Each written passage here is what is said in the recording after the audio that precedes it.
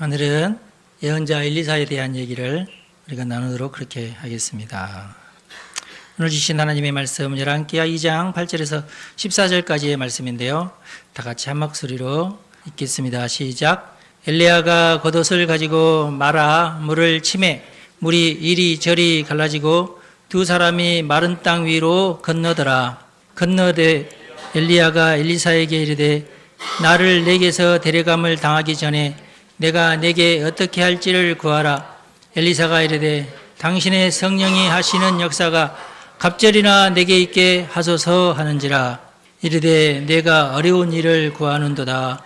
그러나 나를 내게서 데려가시는 것을 내가 보면 그 일이 내게 이루어지려니와 그렇지 아니하면 이루어지지 아니하리라 하고 두 사람이 길을 가며 말하더니 불소리와 불말들이 두 사람을 갈라놓고 엘리야가 회오리 바람으로 하늘로 올라가더라.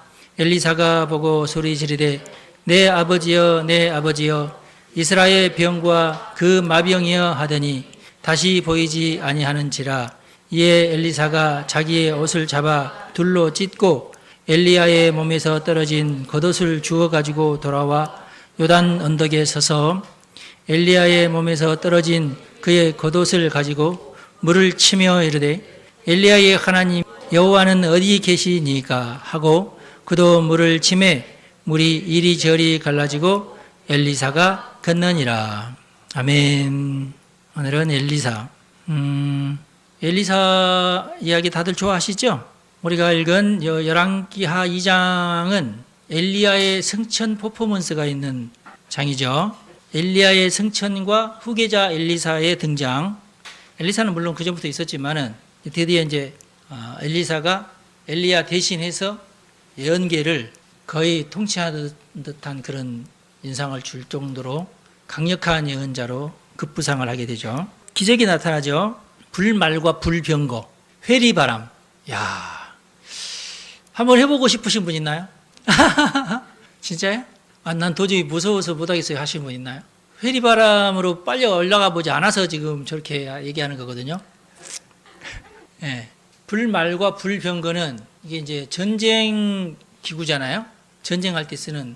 그러니까 엘리야나 엘리사가 전쟁에 능한 그냥 영적 전쟁이 아니라 실제 전쟁에 능한 예언자들입니다.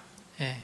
심지어 이제 엘리야는 아합 왕 시절에 아합 왕과 대적했던 선지자입니다. 그러니까 왕에게 대적한 깡이 있죠. 그러니까 도망 다니면서.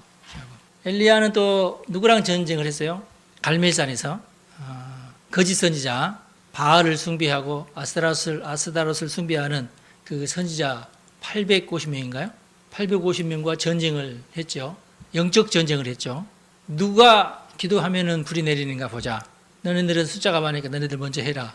근데 몇 시간을 해도 안 오고 다 지쳐서 쓰러지니까 엘리야가 가서 기도하죠. 그랬더니 하늘에서 불이 내려서 제단을 불태우고 그래서 자, 저 거짓 선지자들을 다 잡아 죽여라. 그래서 바로 거기서 다 잡아 죽였죠. 대단한 엘리야는 사람 많이 죽였어요. 근데 곧바로 또 이제 또 겁쟁이이기도 해요. 사람을 많이 잡아 죽일수록 겁쟁이인가 봐요. 그래서 도망갔죠. 도망가다가 하나님의 음성을 듣고 계시를 받고 다시금 돌아와서 엘리사에게 가서 겉옷을 던집니다. 이게 상징적인 의미가 있는데 너는 나를 따르라 내가 너를 제자로 삼겠다 그런 뜻이 있거든요. 그 사람의 옷은 그 사람의 어떤 정의를 상징하기도 하고 그 사람의 어떤 정체성을 상징하기도 하고 막 그러거든요. 그래서 나를 따르라 내가 너를 후계자로 삼겠다 그런 의미입니다. 근데 이제 엘리사가 기다렸다는 듯이 알겠습니다 하고 아니 그게 뭔데요? 예언자시라고요? 예언자들은 뭐 하시는 건가요? 이러지 않고 이미 다 알고 있었어요. 엘리사에게도 하나님께서 계시를 내리신 거야. 엘리야를 보내신다든지 정말 보냈구나. 그래서 기다렸다는 듯이 잔치를 베풀어 가지고 많은 사람들한테 나는 갑니다. 빠이빠이 하면서 떠났어요. 엘리사는 부자입니다. 부잣집 아들이에요. 엘리야는 가문이 없어요. 성경에 엘리사는 어떠한 가문에 이렇게 나오는데 엘리야는 가문이 없어요. 그러니까 이제 가난뱅이라는 얘기예요. 네. 그런데 엘리야가 만약에 가난뱅이가 아니었고 어떤 가문이 있다 그러면 아합이 자기 집 엘리야의 집부터 쳐들어갔겠죠. 그렇죠? 그러면은 아버지 어머니 다 감옥에 가 있고 아들들이 와서 아버지 우리 식구들 다 재패 들어갔고요. 왕이 빨리 나타나라면 안 그러면 다 죽인답니다. 그러면은 하나님 나 때문에 식구들이 다 죽으셔야 되겠습니까? 그러면서 가야 되는데 그런 말이 없잖아요. 그러니까 엘리사는 가문이 있는데 엘리야는 그런 것이 없어요. 그런 정보가 없어요. 예. 그래서 여러분들은 저는 이제 하나님의 기적을 믿거든요. 여러분들도 안 믿어도 그냥 어느덧 믿으시기 바랍니다. 아셨죠? 많은 신학자들이 이건 그냥 전설이다. 전설 따라 삼천리 없었던 일인데 이렇게 포장하고 이렇게 조그마한 어떤 그런 사건을 확대 해석을 해가지고 이렇게 이야기를 만들어낸 것이 엘리야의 승천 이야기다. 그렇게 주장하는 신학자들도 있는데 저는 그냥 사실로 믿어요. 그런 일이 있었다. 유대 신비주의라고 그렇게 알려져 있는데 이렇게 엘리야의 뒤를 이어서 신비스러운 마치 이제 요술 같고 뭐 이런 거 우리 하나님은 마술을 행하신 게 아니라 실제적으로 이 3차원 안에 있는 우리에게 4차원의 세계를 바로 상영하듯이 보여주시는 분이 하나님이시다. 엘리야는 바로 승천을 했어요. 그래서 하나님 입장에서는 안 되는데 무덤에 일단 들어가고 쌀임 일단 또 썼고 그러고 나서 부활한 다음에 와야 되는데 하나님이 뭐 너는 안 그래도 돼. 그러면 반칙인가요? 여러분 어떻게 생각하세요? 반칙 아니죠. 하나님 오케이 너는 그렇게 하겠어 하는 거지 뭐. 예. 하나님이 우리의 도덕적인 어떤 기준에 따라서 움직이셔야 되나요? 전혀 그것도 아니에요. 예. 우리 하나님은 뭔가를 초월해 계신 하나님이시고 절대 선이시고 절대 진리이시고 그러신 분이시지 안 돼. 그래서는 안 돼. 그러시는 분 아니다. 그래서 또 이제 그 예언자들은 하나님의 사람으로 알려져 있죠. 하나님의 심부름꾼. 그 심부름꾼이 대단해서가 아니라 하나님이 대단하시기 때문에 그 심부름꾼이 대단해지는 겁니다. 할렐루야. 예. 뭐 모든 인생들이 다 보잘것 없잖아요. 그런데 그 하나님의 사람이 중요한 것은 하나님이 중요하기 때문에 그렇다. 중요하신 분의 심부름꾼이기 때문에 그렇다. 여러분들도 하나님의 심부름꾼임을 믿으시기 바랍니다. 예. 하나님이 대단하신 분이고 우리는 그 심부름꾼이다. 그래서 기적을 통해서 그러면 하나님은 내가 이렇게 대단한 존재야 이것을 과시하기 위해서 그러시냐 그것이 아니고 기적을 통해서 계시하시려고 하시는 뭔가 하나님의 의지를 하나님의 뜻을 계시할 어떤 목적을 가지고 기적을 일으키시는 하나님이시다. 그런데 결국에는 그것이 이제 하나님의 사람을 통해서 그런 기적들이 베풀어지는 것이다. 그 기적의 그러니까 최종적인 목표는 뭐예요? 구원이죠. 구원. 이스라엘에 대한 구원. 그리고 구원의 그 역사를 완성해 가시는 하나님의 차근차근 진행돼 가는 결국 이제 이런 기적들을 통해서 하나님께서 이스라엘 엘리사 시대에 하나님께서 기적을 베푸시는 이유는 결국은 거룩한 백성들을 더 강화시키고 그 믿음을 더 강화시켜서 그 하나님을 따르는 백성들이 더 믿음이 굳세지고 변함없는 믿음이 되게끔 하시기 위해서 그렇게 하시는 거죠. 그래야 그 은혜의 텃밭에서 예수 그리스도라는 구원자가 탄생할 수 있는 거니까. 그런 역사적인 과정을 하나님께서 밟고 계시는 것이다. 근데 이제 우리가 2장 다 읽지는 않았지만은 맨 처음에는 어떻게 시작하냐면은 엘리야가 엘리사더러 맨 처음에는 길갈이죠. 길갈에서 생도들을 만나면서 그러니까 생도들이 여기저기 있었어요. 엘리야 시대에 엘리야가 어마어마한 전쟁을 통하여서 유명해지니까 사람들이 와글와글 모이기 시작했어요. 스승님, 제가 제자가 되고 싶습니다. 그래? 그럼 넌 여기서 신학 공부를 해라. 근데 이제 신학교도 많아졌어요. 그래서 할 수 없이 이제 엘리야가 이제 순방을 하면서 이제 공부를 가르칩니다. 길갈에서 이제 생도들이 딱 모여 있는데 거기서도 이제 맨 마지막 이제 가르침이다 하고 이제 예언에 대한 예언 학문을 예언학이라고 해야 되나? 가르쳤겠죠? 근데 이제 워낙에 또 이제 이렇게 훈련받은 예언자이다 보니까 오늘 엘리야 선생님께서 하늘로 승천하시는 날이다. 이런 계시를 받은 생도들이 많이 있었어요. 그런데 엘리야 입에서는 전혀 그런저런 말이 없고 그냥 이제 내가 이제 어디 갈 테니까 이렇게 하라. 근데 구체적으로 엘리야 선지자가 오늘 하나님의 부르심을 받는다. 어떤 생도는 근데 엘리야 선생님은 회리바람을 타고 승천하실 것 같아. 어떤 생도는 그때에 불말도 보이고 불병거도 보인다. 나의 환상 가운데는. 그래. 자기들이 죽은 순 이렇대. 근데 이제 엘리야도 이제 자기들이 다 봤다는 걸 알지만은 아마 성경에는 그래 내가 오늘 뭐 이렇게 된다 이런 말이 없어요. 그러니까 근데 좀 숨기는 것 같은 느낌이 들어요. 느낌은. 근데 자기들끼리 쑥덕쑥덕 되면서요. 그래서 도저히 궁금해서 참을 수 없는 생도가 한 명 있었어요. 뭐냐면은 엘리사에게도 물어봐야 되겠다. 엘리사는 그래도 수제자니까 알겠지. 그래서 뭐라고 하지? 엘리사님, 저기요.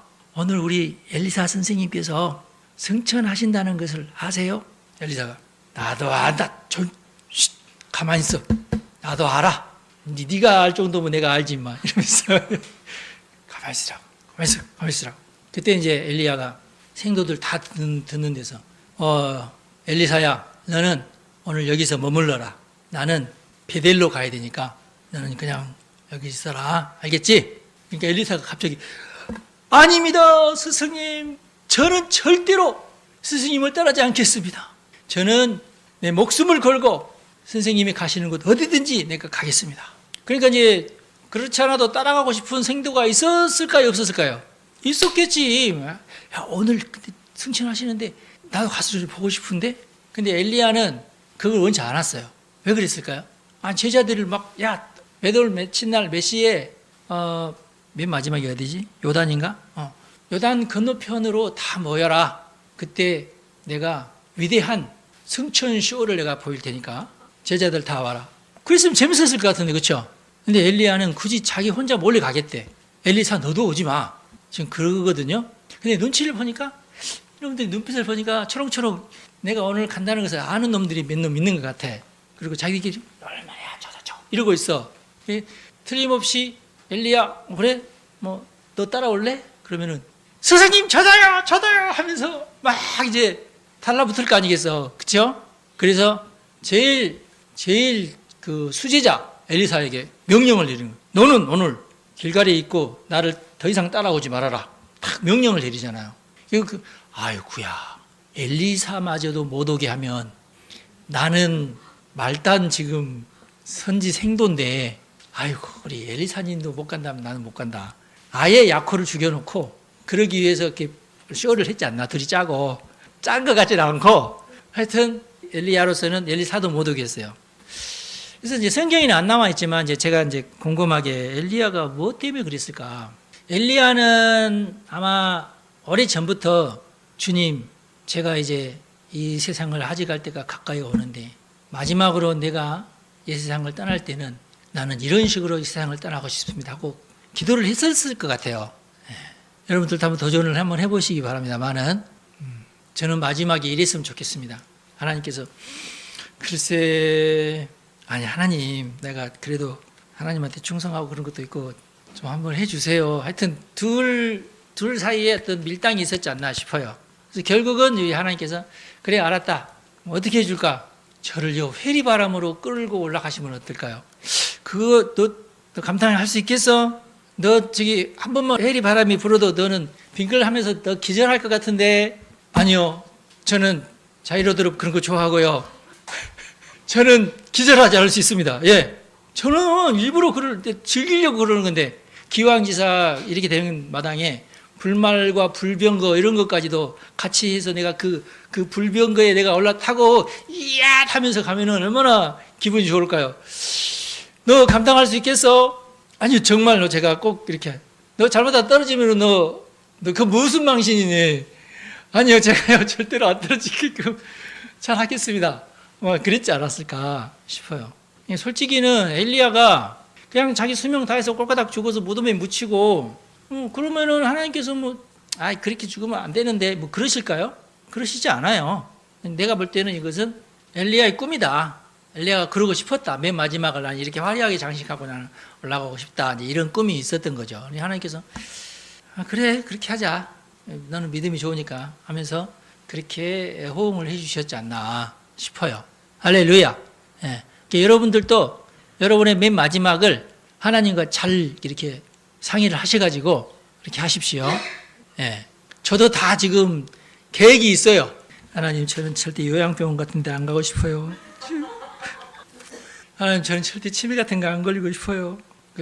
하나님, 저는 절대 죽는 바로 그날까지 걸어다니고 싶어요. 그런 기도. 어때, 여러분 도전하실래요? 괜히 그런 기도 했다가 나중에 침상에서 이러고 있으면은 얼마나 창피해. 그런 기도까지 했는데. 그죠? 예. 그리고 저는 죽는 날이, 며칠 후에 내가 죽는구나. 그때부터 나는 금식하려고. 예. 왜 그런지 아시겠죠? 제 성격이 워낙 깔끔해가지고, 다른 사람한테 내 몸을 의지하고 싶지 않아요. 예. 제 성격이야. 그러니까 나는 그러고 싶어. 죽는 날이 딱 되면은 잠자듯이 가만히 금식하는 중에 잠자듯이 다 하늘나라 가고 싶어요. 너무 소박한가? 엘리야에 비해서? 여러분 어떻게 죽고 싶으세요? 근데 엘리야는 그런 화려한 꿈을 꿨다. 그래서 하나님도 재밌을 것 같은데? 오케이. 근데 이제 문제가 뭐냐? 두 가지 이제 우리 하는 것이 있을 거예요. 첫 번째는 뭐냐면 많은 사람들이 보는 앞에서 만약에 내가 떨어진다. 내가 정말 그때 막 두려워가지고 아니면은 내가 이렇게 한다고 했는데 만약에 하나님께서 회리바람을 안 주신다. 야, 이게 창피스러운 거잖아요. 그죠? 엘리야가 말이야. 수많은 생도들 앞에서 창피를 다 나오면 이게 돼야 안 돼요? 안 돼. 그래서 엘리야는 혼자 가고 싶은 거야. 이 말을 엘리야가 들으면서 나 안 그랬는데 그러면 할 말 없고. 두 번째는 영적인 이유예요. 하나님의 영광이 드러날 때에 그 영광을 견디지 못하고 죽는 사람들이 생깁니다. 이거 그러면은 영적 참사가 생기는 거거든요. 그런데 이제 호기로운 어떤 그 생도가 나도 가서 보겠습니다 하고 이렇게 죽을 수 있는데 난 죽어도 좋습니다 왔는데 정말 죽어버렸다. 이것도 아니잖아. 그러니까 되도록이면은 엘리사도 좀 마음이 안 내킨다. 그런 마음이 엘리야에게는 있었던 거예요. 그런데 너도 나도 할 것이 막 오는 것은 엘리야로서는 이건 아니다. 잘못하다가는 나도 이게 하여튼 여러 가지로 좀 곤란할 수 있어. 그러니까 다 오지 마. 너네들 다 오지 마. 지금 그런 분위기인 거예요.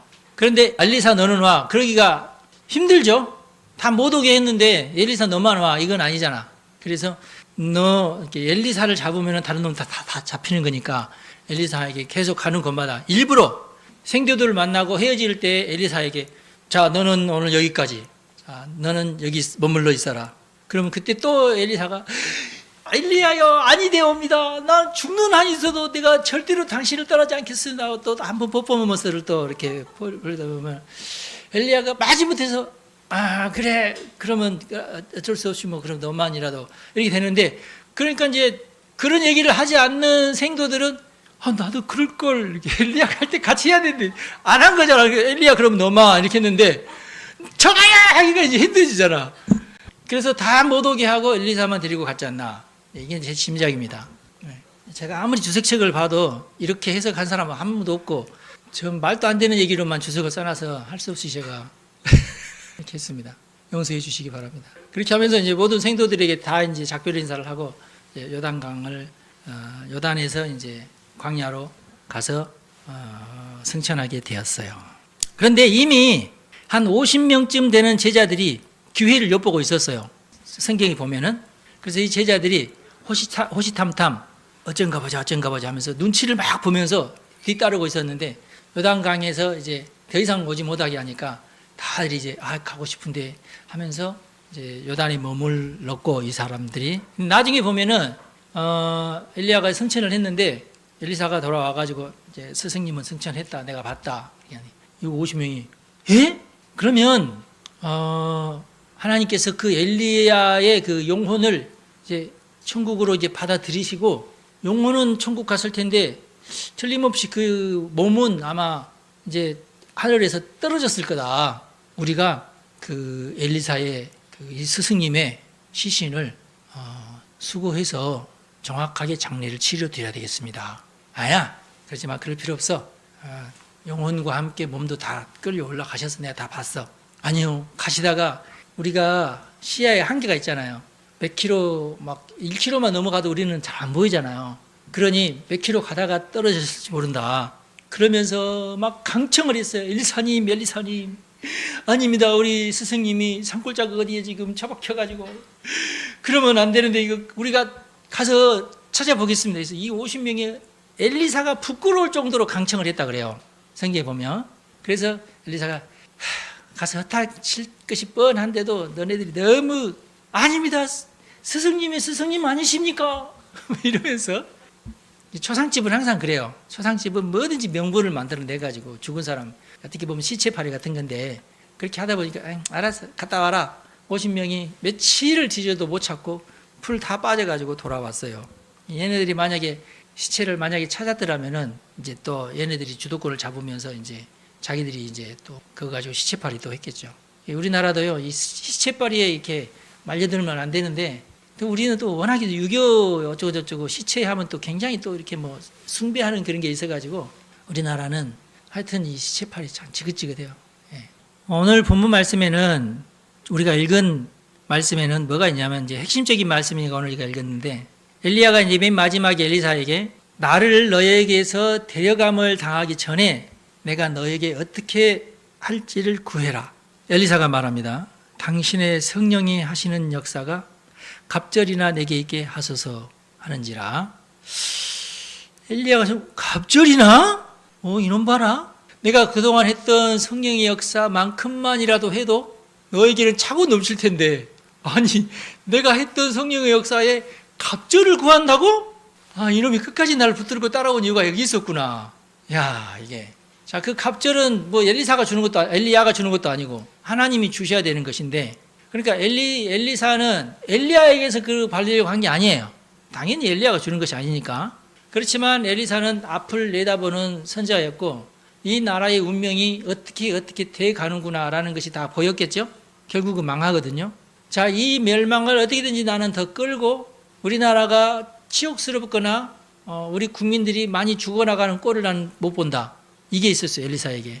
그러기 위해서는 엘리야가 했던 업적도 어마어마한데 이보다 더 큰 능력이 있어야지만이 이 나라가 유지가 되는구나. 이런 마음이 강력했어요, 엘리사에게. 애국심이기도 하고 하나님에 대한 충성심이기도 하고 그것 때문에 지금 엘리야를 끝까지 오지 말라는 데까지 가가지고 엘리야의 바짓가랑이 붙들고 나에게 안수기도 하시오. 그랬던 겁니다. 이 열정 대단하죠. 네가 참 어려운 일 구하는구나. 그렇지만 만약에 내가 승천하는 것을 네가 그 하나님의 영광을 보고도 네가 만약 죽지 않으면 하나님이 너에게 그것을 해주신다는 사인이다. 네가 아까도 얘기했지만은 내가 죽기를 각오하고 끝까지 나는 따라가겠습니다. 그래. 너 진짜 너 정말 죽을지도 모르는데 만약에 네가 안 죽으면 네가 구하는 것이 하나님께서 너에게 주실 것이다. 그 얘기거든요. 목숨 걸고 능력을 구했어요. 왜? 나라의 운명을 위해서. 제가 얘기했죠. 엘리사만큼 군사적인 예언자가 없고 정치적인 예언자가 없다. 엘리사 시대에는 이스라엘 왕이 정치한 게 아니라 엘리사가 정치를 했다. 아람 군대가 특공대를 보내가지고 어디를 공격해라. 그러면 엘리사는 미리 알고 왕이시여 몇 월 며칠 날 어디로 어떤 놈이 올 건데 군사 몇 명을 그리 보내시오. 숨어 있다가 누가 나타나면 물리치시오. 또 얼마 후에 또 아람 왕이 이번에는 아무도 모르게 이건 첩보니까 절대로 다른 사람한테 말하면 안 되고 몰래 지시를 합니다. 어디 가서 어떻게 노력을 하고 와라. 엘리사는 다 알고 있어요. 왕이시여 몇 월 며칠 날 어디에 어떤 놈이 나타날 테니까 그리 군사를 보내서 방비를 하십시오. 다 그러면 아람 왕이 아니 우리나라에 첩자가 있다. 누가 이 우리 군사작전을 이스라엘 왕실에 갖다 일러 바치느냐. 자 간첩을 빨리 잡아내라. 그때 신하들이 왕이시여 이스라엘에 엘리사가 있지 않습니까? 근데 그 예언자이십니다. 그래서 예언자 그까지 게 뭔데? 왕이 말을 않고 생각으로만 해도 엘리사나 다 압니다. 그러냐 어떻게 해든지 간에 엘리사가 다 방비를 합니다. 이게 뭐예요? 엘리사 한 사람이 국방을 책임졌다는 얘기예요. 엘리사 한 사람이. 그래서 왕들이 엘리사에게 아버지요 그러는 겁니다. 왜? 엘리사가 예언한 그대로니까. 엘리사가 얘기하면 다 맞으니까. 그래서 본인이 하나님이 너 그렇게 해라가 아니라 본인이 그런 마음이 있어가지고 나는 이렇게 해야 되겠다. 나는 이런 영성을 나는 꿈꾼다. 이렇게 해서 내가 이 나라를 구해야 되겠다. 어떻게든지 그 사이에 백성들이 회개하고 이 멸망을 늦출 수만 있으면 그 사이에 회개할 기회가 더 많아지고 그러면 이 나라에는 소망이 있다. 할렐루야. 이게 중요한 거예요. 이게 이제 선지자의 마음이죠. 구국의 마음. 우리나라에도 이런 선지자가 많이 있어야 돼요. 정말 애국하는 선지자, 정말 하나님의 나라를 갈망하는 선지자가 이 시대에 필요합니다. 여러분들 우리 교회가 그걸 기도해야 돼요. 그런 선지자를 많이 보내달라고. 50명 같은 이상한 선지자 말고 아까 생도 중에 50명 생도 뻔히 엘리사가 하는 말 안 들을 것이 뻔하면서도 형식상 어떤 그 불순종했다는 말은 안 듣기 위해서 엘리사를 팔면서 우리 스승 엘리사 만약에 그 시체가 그냥 어디 처박혀 있으면 이건 우리들에게 얼마나 수치스러운 일이냐고 엘리사가 부끄러워하게끔 만들어가지고 그런 것들이 다 거짓 선지자거든요. 근데 우리나라 돌아가는 걸 보면은 지금 거짓 선지자들이 너무 많아요. 하는 것들이 보면 다 눈에 보여요. 근데 놀랍게도 이런 거짓말장이들에 의해서 지금 나라가 흔들리고 있고 여론이 그쪽으로 막 이렇게 뒤따라가고 있다. 안타까워요. 이런 것들이. 제대로 된 선지자가 우리나라에 많이 나와야 됩니다. 많은 사람들이 예언자가 국정에 개입하면 안 된다. 물론 이제 그런 경우도 있고 거짓 선지자가 국정에 개입하면 나라 망하는 거거든요. 러시아가 왜 망했어요? 거짓 선지자 한 명 때문에 망했어요. 거짓 선지자. 엘리사 같은 사람이 러시아에 예를 들어서 예언자였다. 그러면 러시아가 안 망하겠죠. 그렇죠? 예. 그런데 그때 러시아의 무슨 왕비가 이상한 거짓 선지자에 휘둘리는 바람에 왕까지도 다 휘둘리고 그래서 나라를 완전히 망가뜨려 먹었어요. 예. 그러니까 선지자 안 되는 게 아니라 거짓 선지자가 안 되는 거예요. 대통령도 도둑놈 대통령이 있고 진짜 국민을 위하고 나라를 위한 대통령이 있어요. 예. 이승만 대통령 나라를 위한 대통령이었습니다. 박정희 대통령도 나라를 위한 대통령이었습니다. 박정희가 비자금이 어쩌고 스위스 계좌원에 어쩌고 그럼 박근혜가 그러면 떵떵거리고 살고 있어야지. 그렇잖아요. 박정희 자손 가운데 지금 떵떵거리고 살고 있는 사람 있나요? 알려줘야 되는데 못 알려주고 죽었어요? 그 계좌 그러면 있는데도 불구하고 그냥 아니 그를 총으로 쏜 김재기도 모르는데 누가 알아? 다 거짓말인데 이승만 대통령도 그러고 이승만 대통령이 100% 잘했다는 얘기는 분명 아니에요. 다 사람이고 그러니까 박정희도 마찬가지예요.